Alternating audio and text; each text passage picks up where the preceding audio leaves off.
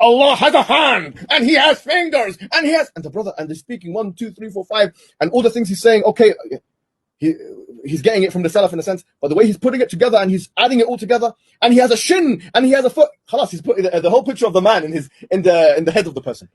You go and tell your kids that. Go and tell a 5-year-old Allah has a shin, yani in that sentence. This is the most dumb pedagogy I've ever seen in my life. You sit with a 5-year-old kid. I appreciate, I come from a Hanbali background, Athari, but I come from that. But you sit with a kid, yeah? A 5-year-old. You say, if he asks you, does Allah have a hand? And you say yes. Do you know what he's going to think? Allah has that. Sorry, I don't care what you think he thinks. He thinks that. He thinks, and then you say Allah has a hand, and Allah has fingers, and Allah has a face, and Allah has foot. And you're putting it all, lining it up, and then you say Allah's not a man. A'udhu billah. This kid is confused, bro. And sorry, some of the examples are poor examples of the dumb, some, sorry to say, yani not thinking straight Salafis. And I have to say it from coming from the Athari background. Say, oh, what is the foot of Allah? They say, oh, you know, the foot of the elephant. The foot of the elephant is different to the foot of the ant. And they think that, oh, Bismillah, yes, this guy is very clever. They say the door handle is the door handle is better than the clock hand. You think that's a clever idea, bro? That's Wallahi's hold is going way further than what the Salaf went for, sorry to say. Who said that from the Salaf? What you're saying? This hold. You're telling me that don't do philosophy. This is philosophy and it's bad philosophy. Because they say that, look what they say. They say, oh, the elephant has a foot. And the ant has a foot. And I don't know what else has a foot, yeah? You're establishing a continuity. Because in all those cases, it's al-asfal. It's on the bottom. So what you're doing is you think you're establishing, because you think you're dumb, you think you're establishing a discontinuity, which in one sense you are, but you're actually establishing asfaliyah. You have the audacity. I don't care who said it. I know some ulama said that. They're wrong to have said that because the Salaf did not say this stuff. Yeah? And Allah and the Messenger did not say this kalam. The ant and and the elephant. You think you're a philosopher, bro. That's why if you did study a bit of philosophy, your kid wouldn't think Allah's a man until the age of 10. You ignoramuses, yes? I will teach them the sunnah. I will teach, and you have takabbur, big beard, teach them the sunnah. What you mean is you teach them arrogance and tajsim. Okay, diorang suka cakap macam ni. Ini bukan Ustaz Salman sajalah. Ini ada seorang lagi tokoh bawa cakap kan. Bila kita kritik orang yang mengatakan Tuhan turun secara literal, Tuhan ada tangan secara literal, dia kata kita pula yang salah. Dia kata sebab kamu ada tajsim dekat dalam otak kamu. Kamu yang memikirkan Tuhan seperti makhluk. Betul tak? Jawapan respon ataupun respon saya kepada soalan begitu mudah sajalah. Pertama sekali, kita kena hormat ilmu bahasa. Okay? Bila kita menggunakan bahasa, kita tidak boleh kata kita tidak bertanggungjawab ke atas apa yang orang bayangkan. Kalau kita menggunakan kalau kita menggunakan bahasa yang membawa waham tajsim, awak tak boleh salahkan orang kalau orang membayangkan jisim. Contoh paling mudah lah, baru-baru ni kan, Muhammad Hijab kan. Ada orang ingat Muhammad Hijab ni Salafi, menggunakan teknik Salaf, tidak menggunakan kalam langsung dalam dia punya penghujahan. Last Muhammad Hijab rembat habis kan. Golongan yang menggabungkan cerita-cerita Allah ada tangan, Allah ada kaki, Allah ada betis dalam satu percakapan atau dalam satu buku. Dalam satu teks. Ini Imam Ghazali yang cakap sebenarnya. Dia hanya menukil tapi dengan gaya dia lah. Kan? Simple je. Awak cerita macam tu kepada anak awak. Awak cerita benda tu kepada budak. Awak tulis satu buku, bab pertama, kepala Allah. Bab kedua, mata Allah. Bab ketiga, telinga Allah. Bab keempat, tangan Allah. Bab kelima, betis Allah. Bab keenam, dada Allah. Bab ketujuh, kaki Allah. Duduk Allah. Kursi berbunyi-bunyi bila Allah duduk. Awak sumpah dengan nama Allah dekat diri awak sendiri bila balik nanti, kan, adakah budak itu pasti tidak akan bayangkan Allah seperti makhluk? Tanya diri awak. Saya bersumpah dengan nama Allah, tak, budak tu tidak akan membayangkan Allah seperti makhluk. Boleh eksperimen dengan budak-budak kan. Adik kita ni pun gelap dah.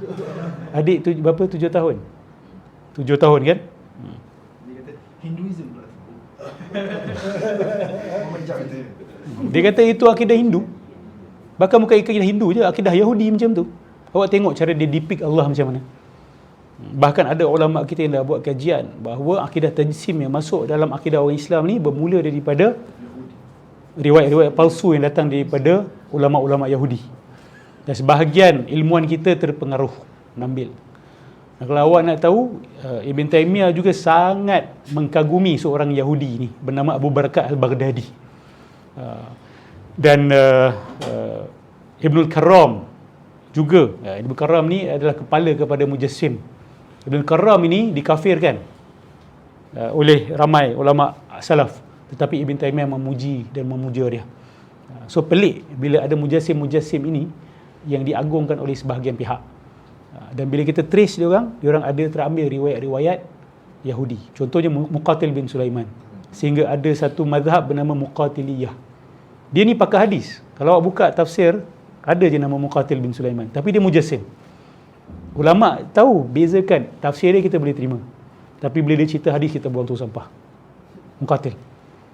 Betul. Imam Abu Hanifah kata ada 2 balak yang datang daripada Baghdad kalau tak silap, ataupun daripada Kufah. Satu Muqatil, satu Jaham bin Safwan. Satu Mu'attilah, satu Mujassim.